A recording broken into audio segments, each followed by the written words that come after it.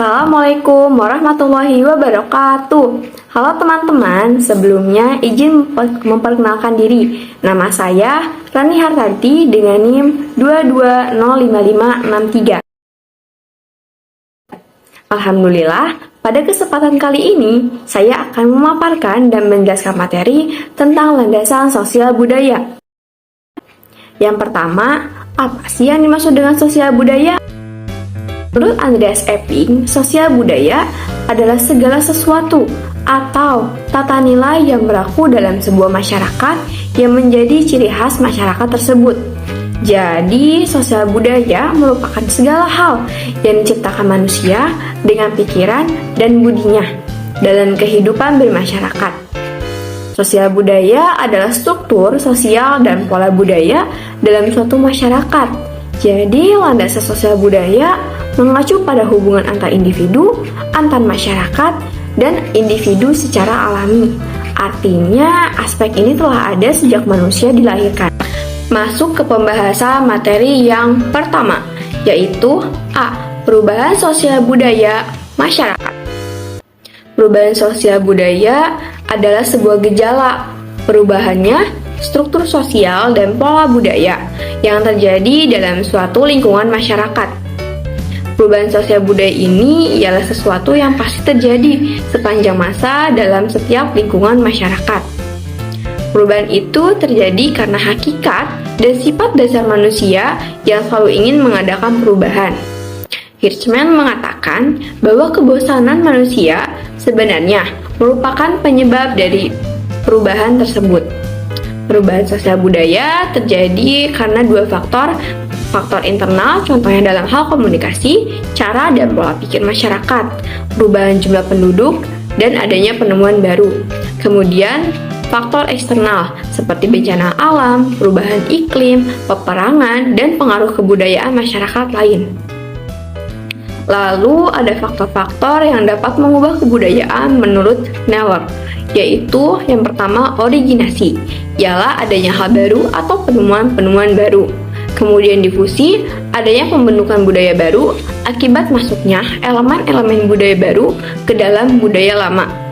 Yang terakhir, reinterpretasi, yaitu perubahan kebudayaan akibat terjadinya modifikasi kebudayaan yang telah ada agar sesuai dengan keadaan zaman.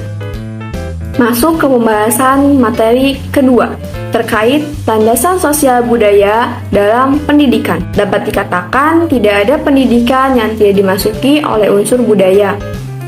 Materi yang dipelajari anak-anak adalah budaya, cara belajar mereka adalah budaya. Begitu pula kegiatan-kegiatan mereka dan bentuk-bentuk yang dikerjakan juga ialah budaya. Berikut akan dibahas mengenai sosial dan budaya pada pendidikan. Pertama, sosiologi dan pendidikan. Sosiologi adalah ilmu yang mempelajari hubungan antar manusia dalam kelompok-kelompok dan struktur sosialnya. Wujud dari sosiologi pendidikan adalah tentang konsep proses sosial. Proses sosial merupakan suatu cara berhubungan antara individu, antar kelompok, atau antara individu dan kelompok yang menghasilkan bentuk hubungan tertentu. Interaksi dan proses sosial dapat terjadi akibat dari salah satu atau gabungan dari faktor-faktor berikut. Pertama, imitasi. Imitasi atau peniruan dapat bersifat positif, bisa pula bersifat negatif. Contohnya, seorang anak yang meniru gaya rambut idolanya. Kedua, sugesti. Sugesti akan terjadi kalau seorang anak menerima atau tertarik pada pandangan atau sikap orang lain yang berwibawa atau berwenang. Contohnya, ketika seorang dokter memberikan nasihat dan saran kepada pasien. Nasihat dan saran tersebut bertujuan agar pasien bisa segera sembuh. Secara tidak langsung, pasien tersebut akan melakukan apa yang disarankan oleh dokter.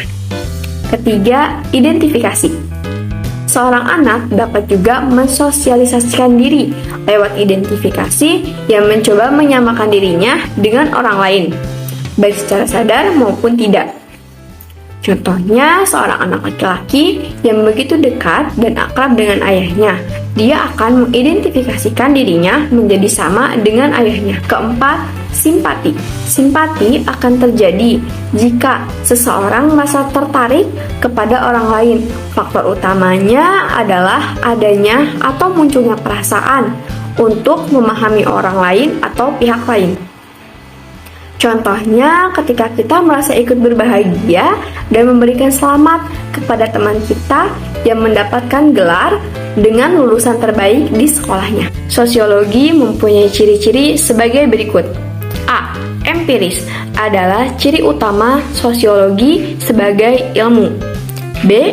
Teoretis adalah fase peningkatan, fase penciptaan tadi yang menjadi salah satu bentuk budaya yang bisa disimpan dalam waktu dan kamu dapat diwariskan pada generasi muda. C. Kumulatif sebagai akibat dari penciptaan terus-menerus sebagai konsekuensi dari terjadinya perubahan di masyarakat yang membuat teori-teori itu akan berkumulasi mengarah kepada teori yang lebih baik. D. Nonetis, karena teori itu menceritakan apa adanya tentang masyarakat beserta individu-individu di dalamnya, tidak peduli apakah hal itu baik atau buruk. Ada sejumlah bentuk interaksi sosial, yaitu secara langsung menggunakan lisan dan isyarat, tidak langsung dalam bentuk tulisan dan alat bantu. Terakhir, pembahasan terkait kebudayaan dan pendidikan.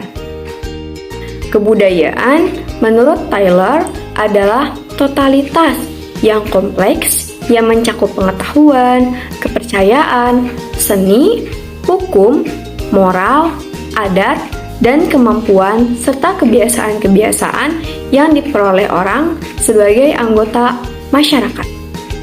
Kebudayaan atau produk perseorangan ini disetujui oleh Hasan tahun 1983 dengan mengemukakan kebudayaan adalah keseluruhan dari hasil manusia hidup, bermasyarakat, berisi aksi-aksi terhadap dan oleh sesama manusia sebagai anggota masyarakat yang merupakan kepandaian, kepercayaan, kesenian, moral, hukum, adat istiadat, dan lain-lain. Sedangkan Taylor mengatakan kebudayaan adalah cara hidup yang telah dikembangkan oleh anggota-anggota masyarakat. Dapat dikatakan bahwa kebudayaan adalah hasil cipta dan karya manusia berupa norma-norma, nilai-nilai, kepercayaan, tingkah laku, dan teknologi yang dipelajari dan dimiliki oleh semua anggota masyarakat. Antara pendidikan dan kebudayaan terdapat hubungan yang sangat erat, dalam arti keduanya berkenaan dengan suatu hal yang sama, yaitu nilai-nilai pendidikan membuat orang berbudaya. Pendidikan dan budaya bekerja sama dan memajukan, lalu menjadikan kebudayaan dan pendidikan sebagai wadah proses belajar. Dengan cara adanya kerjasama orang tua, masyarakat, dan pemerintah dalam memperbaiki pendidikan di tingkat pendidikan non-formal dan informal. Kedua, kebudayaan, terutama tayangan televisi, yang paling banyak pengaruhnya terhadap perkembangan. Perlu ditangani dengan baik atau kita sebagai orang dewasa dapat melakukan pengawasan terhadap tontonan yang mereka lihat.